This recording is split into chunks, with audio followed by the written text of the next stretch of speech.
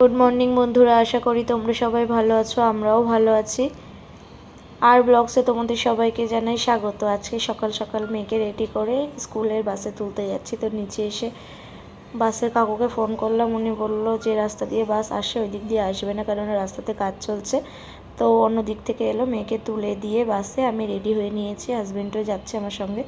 যাচ্ছি আমরা একটা গাছ লাগাতে। পাশের বাড়ির যে আন্টি, ওই আন্টি একটা ভালো জাতের কাঁঠাল গাছ আমার জন্য রেখে দিয়েছিল লাগানোর জন্য এখানে।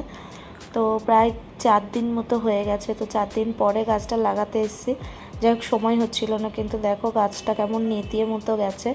জানি না বাঁচবে কিনা, আশা করা যায় বেঁচে যাবে, কেননা মাঝে মাঝে বৃষ্টি হচ্ছে, তো বেঁচে গেলেই ভালো। তো ওই পাশে একটা কল দেখতে পাচ্ছ তোমরা, এই কলটা আমরা পুঁতেছিলাম। তো এখানে লোকজন, আশেপাশে যারা লোকজন, সবাই বলছিল এই ফাঁকা মাঠের মধ্যে তোমরা কল পুঁতছো, এখানে কল থাকবে না, চুরি হয়ে যাবে। তো যাই হোক, কলটা থেকে গেছে, চুরি হয়নি। তার কারণ আমরা এখানে একটা বস্তা চাপা দিয়ে রেখে দিয়ে এভাবে চলে যেতাম। যাই হোক, চুরি হওয়ার হলে হয়তো হয়েই যেত, চুরি করার মতো কেউ নেই, যার জন্য চুরি হয়নি। বস্তাতে আর কি হতো, যদি চুরি হওয়ার হতো চুরি হয়ে যেত। তো এখানে একটা ফলসা গাছ লাগিয়েছিলাম আমি, গাছটা বেশ একটু বড় হয়েছে, বেশ ভালো লাগছে, নিজে হাতে লাগানো তো বড় হয়েছে, বেশ ভালো লাগছে। আর এখানে এই যে সুপুরি গাছগুলো আছে, এখানে প্রায় 70টা সুপুরি গাছ লাগিয়েছিলাম, গরমের মধ্যে লাগিয়েছিলাম, নষ্ট হয়ে যাচ্ছিলো, ওর জন্যই কলটা পোতা এখানে। আর এখানে একটা কামিনী ফুল গাছ লাগিয়েছিলাম, গাছটাতে প্রথম দিকে একটু ফুল হচ্ছিল, কলমের গাছ, হয়তো কুড়ি ছিল, ওর জন্য ফুল হচ্ছিল। তো তারপর এখানে হাজব্যান্ড আর আমি যাচ্ছে, ওর একটা প্ল্যান বানানোর ছিল, আজকে রেজিস্ট্রি আছে, তাড়াহুড়োতেও নিজে করতে পারবে না, ওর জন্য একটা দাদার কাছে যাচ্ছিলাম।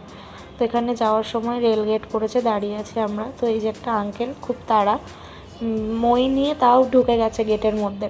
যাই হোক, তো তারপর এখানে যাচ্ছিলাম আমার স্কুলের সামনে দিয়ে, তো সেটা তোমাদের সঙ্গে শেয়ার করলাম। এই স্কুলে আমি ক্লাস 5 থেকে 12 অবধি পড়াশুনো করেছি।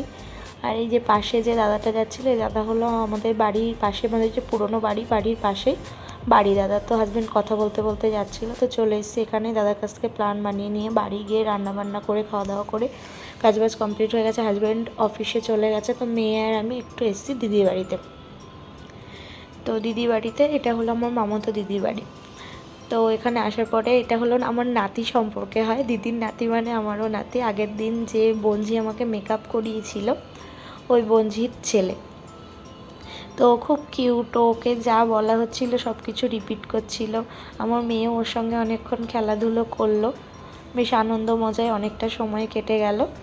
তো তারপর বিকালে ফিরে এসে মেয়ে মোমো খাবে বলছিল, ওকে নিয়ে একটু মোমো খাইয়ে আনলাম। আনার পর এখানে ও প্রচণ্ড দুষ্টুমি করছিল, একটু ঝড় উঠেছিল, একটু বৃষ্টি পড়ছিল, তো বলছিল ভিজবো। তো বৃষ্টি জোরে আসাতে আমরা উপরে চলে যাচ্ছি। তো আজকের ভিডিওটা যদি তোমাদের ভালো লেগে থাকে, লাইক, কমেন্ট অ্যান্ড সাবস্ক্রাইব করো, তোমাদের বন্ধুদের সঙ্গে শেয়ার করো। আমি নতুন ভিডিও বানাচ্ছি, যদি ভুল ভ্রান্তি হয়ে থাকে কমেন্টের মাধ্যমে জানিও, আমি আস্তে আস্তে ঠিক করে নেব। বাই বাই বন্ধুরা, দেখা হবে নেক্সট ব্লগে।